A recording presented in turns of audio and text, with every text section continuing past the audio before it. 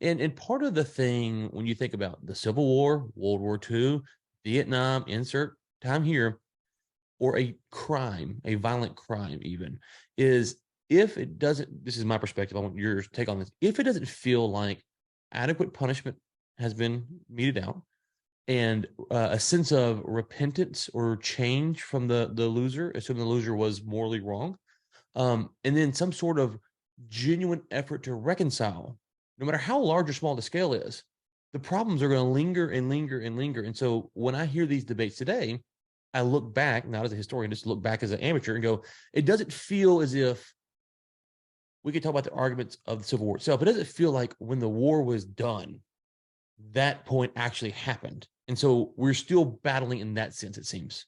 I completely agree. This is exactly where the book begins. It begins with actually the martyrdom of John Wilkes Booth. I grew up in New York City. I was taught that John Wilkes Booth was a nobody, a fool, a criminal.